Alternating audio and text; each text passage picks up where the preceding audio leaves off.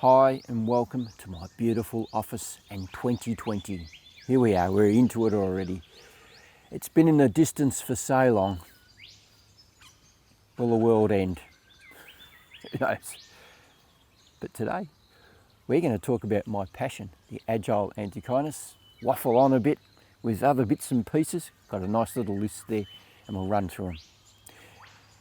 So it's 6 o'clock in the morning on day 8 of my 10-day break, Christmas break. So it's nearly over. And I've been just studying the Agile Antechinus. That's pretty much all I've been doing. A morning session, afternoon session. It's been awesome. Now, yesterday was 35 degrees, high humidity. Came out in the morning, watched the Agile for a bit, and in the afternoon it was just far too hot. Today is going to be 10 times worse, over 40 degrees, strong northerly winds, dangerous conditions. They're actually saying if you're in a fire danger area, get out early because it'll be much harder later on. Traffic, that's what gets people into trouble, is thick smoke, traffic, everyone's trying to get out, panicking, and that's where disasters happen more than anything. So we'll look into that. I'll judge how the weather goes. At the minute it's peaceful. I've got my jumper on, 20 odd degrees. I've had to put my jumper on because the mozzies are really bad, really bad. But yeah, that's what's going to happen today, but we'll get on with what I've been learning about the Agile in my short break. Nesting box number 1 that I've had for a few years now. Last year didn't get to study it at all because sugar gliders took it over. They left, I redesigned it a little bit so they can't get back in. Agile came in there, Agile female, brought up her young. There's only 4 left over there, so it hasn't worked out for me. It hasn't turned into a communal nest. I'm at nesting site number 2. It's been working beautiful. This is where I've spent all my time, studying them and learning a hell of a lot, real lot.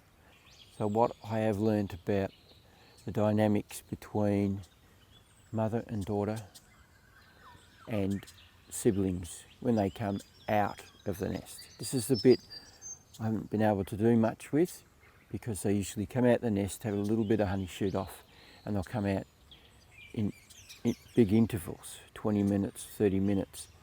With this nesting site, there are 12 female joeys. So it's turned into a communal nest. Mum is still turning up and studying them. She's up the top there watching me.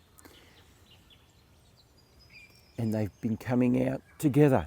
I've actually filmed them sharing a little bit of honey. Haven't really got much of that before. So at this stage, they've been really nice with each other. Down she comes. This is live. This is live. Show you her reaction when there's no honey there. Here she comes. She's wondering why I haven't put anything out for her. And normally they will come right up to you. She's not doing that. All right. She made a liar out of me. All right, losing the plot here, and this video's going more than it should do. Yeah, normally you put the honey out and they come and eat it. They get used to me. That's the idea of the honey. They get used to me being here. They understand that it's me. I have got Agile females all over the place at the minute around me. Do I stop filming or do I keep going? When Agile joeys venture out of the nesting hollow for the first time, life is full of adventure, strange sounds and interesting smells. At this stage in their lives, they're still quite innocent and have no concept of what it'll take to be able to survive on their own.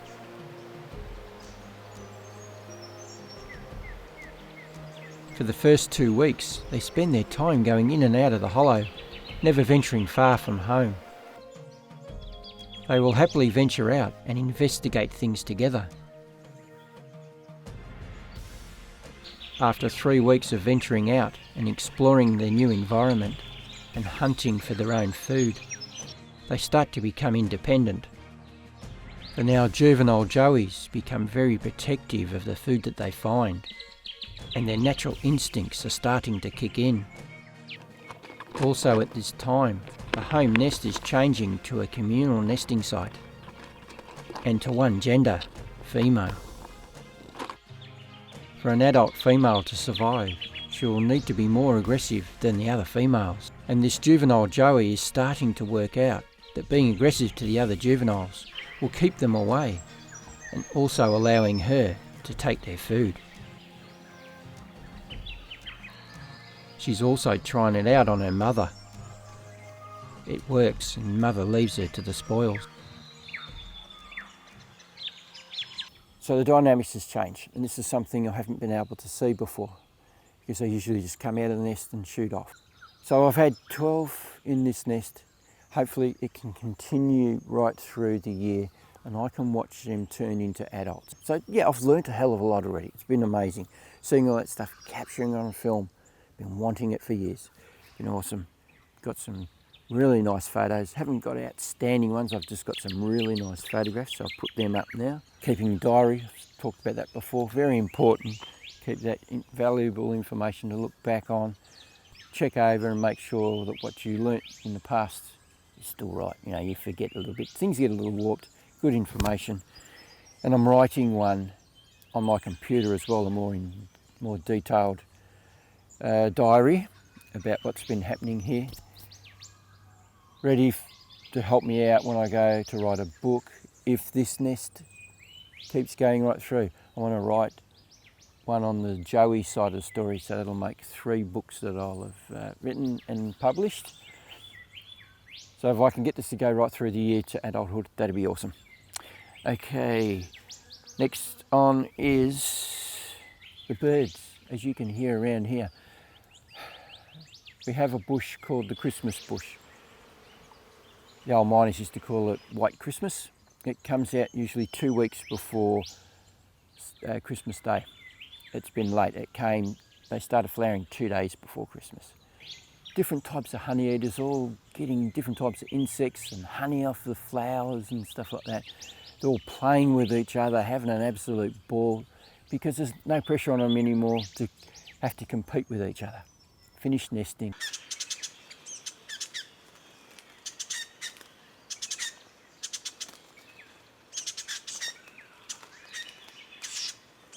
We're pretty much finished nesting. Still a couple of stragglers. Here's one I filmed yesterday right on the trail. It's a white-napped honey eater. Those chicks are ready to fly. I think they might have already gone. I didn't see them in there this morning because they're up a little bit from my eye view this morning. They might be laying down. Have a look on the way back. But it's been awesome here. Birds are just flying at me. They get about here and then whew, over the top of me. So I'm really getting swooped every couple of hours or so. It's been awesome watching them coming and going and playing with each other. 1.5 meters away from me is golden whistler. Can't miss it, can you? I have 2 trail cameras.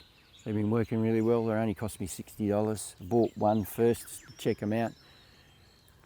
Good quality for $60.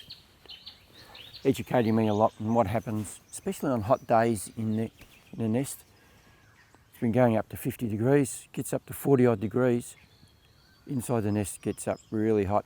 That means the joeys are coming out and laying on top of the nest to get some sort of relief. If they're in the nest, there's all of them together, too hot. So they're coming out on top. That was interesting, and so they're helping me out a lot, and I'm seeing a bit of bullying inside the nest as well now. The north wind is starting to roll in, and the temperature is starting to rise rapidly. It's time for me to go home before things get too bad.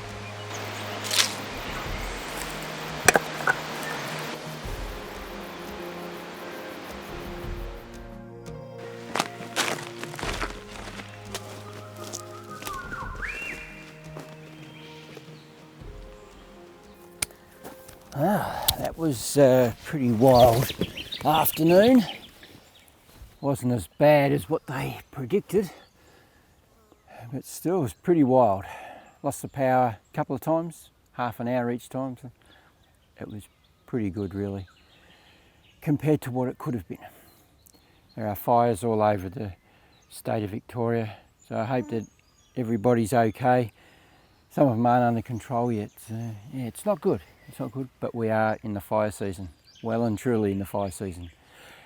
The worst of our fire season is in February to March, so long way to go. Going off from yesterday, let's get my gear out, because there's a chance that the Agile will come out as I'm talking as usual. Mic's okay there, yep, looking good. So we lived through yesterday and we move on. Right, I got interrupted a few times yesterday, and I was talking about why I put honey out for, and there's a few reasons. One of them is to draw them out onto a stage, which I've talked about in the past, a nice branch or a log that's near where they live, that has a bit of interest about it, but also the background. I want it to look nice. So setting a stage up and then drawing them in with a bit of honey is the best way to go. Photograph, film them. And it looks good. The other reason is that I want them to get used to me and understand that I'm not a threat to them. So by putting honey out, it draws them to that spot. When I'm not here, there's no honey. When I'm here, there's honey. So they work out pretty quickly, because the Agiles are pretty smart. With an adult, it takes me 3 days for them to work out it's me. It's me that's bringing the honey. I'm not a threat, and I can wave my hands around, do whatever I want once they've accepted me. The joeys take a little bit longer because they're very nervous when they first come out of the nest. But within maybe 4 to 5 days, they work it out. They're pretty smart at that age as well. So that's why I use honey. But what I'm doing now is withdrawing the honey. Yesterday it was my first time not putting any out, so it sends them a bit crazy. They come running up to me going, "What are you doing, man? Where's the honey? I can smell it, it's in your bag. Hey, can you put some out?" They'll run up to me, go back, run up to me, go back, and do all types of little antics to get my attention. I've had one in the past I called Half-Tail, years ago, little female. She'd come up and tap me on the bum with her nose. So I'd look down and she'd run around the other side. And I filmed that. It was awesome. But the reason why I start withdrawing the honey is I don't know what it does to their body. Does it affect their organs or what? So I'm trying to do the right thing by not doing this for too long, so it doesn't become part of their diet. I don't know what it does to them.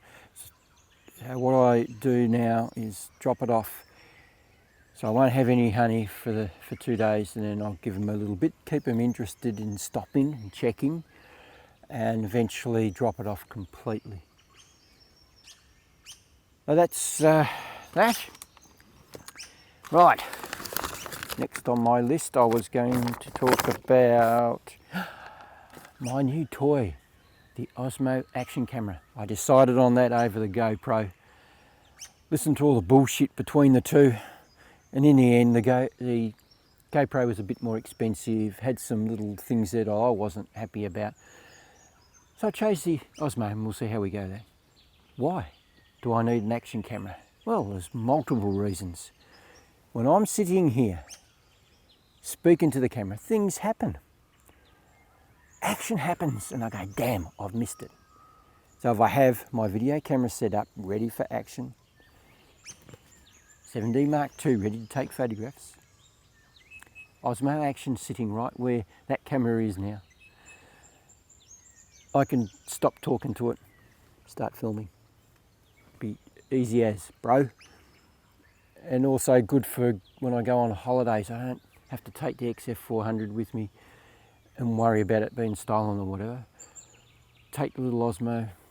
It's light, packs away to nothing. It'll be good for those sort of things. Multiple uses, behind the scenes, all those sort of things. So it'll be great. Now I'm starting a new segment at the end of all my videos for the rest of the year. I'll be thanking subscribers and anyone else that regularly comment on my videos. So 3 every video. First off is Off the Grid from Sweden. Thank you very much for all your comments over the years. In my last video, you gave me some links to go and have a look at to help me out with my YouTube channel. I'll check them out. So thank you very much for them. Now I have something special for you because you live off the grid.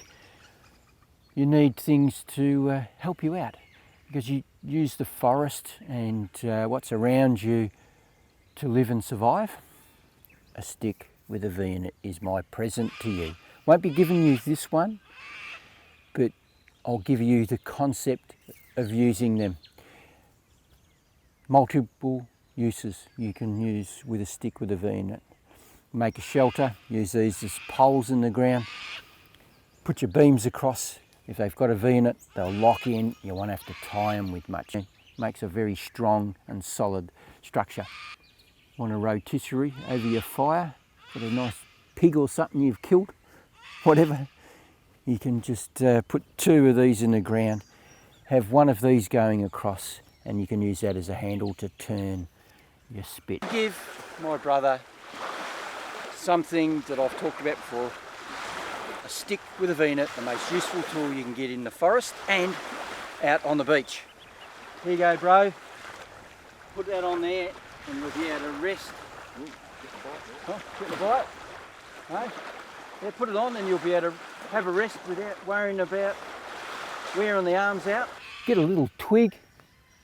If there's some that's like that, use it as a clothes peg. So there you go. That's my gift to you. Thank you for all your comments.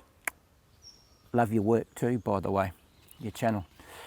Next up is a long-term subscriber, Pauline from Mildura. Always like your comments, positive stuff. Thank you very much for all your comments over the years. And on my last video too, lucky last, is Living the Second Chance. Their story is all about religion. Go and check it out. So that's Living the Second Chance. Interesting story about the Watchtower. So that's, oh God, forgotten the name. Jehovah's Witnesses. Whew. Got it out. Born into that and leaving. So it's a great story. Go and have a look at it. Thank you very much for your positive comments. It's been awesome. Touches my soul, man. And yeah, really appreciate it. Makes me feel good when I get comments like that. So everybody that sends me comments makes me feel good. Spurs me on to continue on with my project of making a wildlife documentary. That is all. That's enough of me waffling on. Thanks everybody for watching. Happy New Year to everybody. 2020, wow, we're here. If you'd like to subscribe to my channel and get more of this amazing stuff, click on my pretty little face just down in the bottom right hand corner of this video. On a mobile phone, I don't think you can see it, but you can still subscribe anyway underneath the video. Right here at the end of this video will be an enlarged version of my face. Click on that, it'll take you to my channel. There's over 100 videos to have a look at. Stuff like this, me practicing to make wildlife documentaries and get almost hit by birds. Yellow white-eared honeyeater, by the way. So it's yeah. Photography tips about photographing, filming in my office in a forest environment. Man, I have lost the plot. But we'll keep going. The show must go on. There are so many things on there. There'll be something of interest to you, I'm sure. I even do camera accessory reviews and camera reviews. Osmo action camera. Won't be a review, but it'll be there. It'll be something about it. It's coming this week. So yeah, go and have a browse. There'll be plenty to choose from. And just remember, if you don't do, you don't get. So get out there and start photographing and filming wildlife, and I'll catch you on the next one. And the reason why I looked over there for earlier was an Agile Antechinus was climbing up the tree about, 8 metres away from nesting box number 2. It's an old nesting site up there. She was carrying a leaf up there, so obviously an adult communal nest. Well, hopefully this one won't stop and it continues right through the year. That's enough of me waffling. Catch you on the next one. See ya.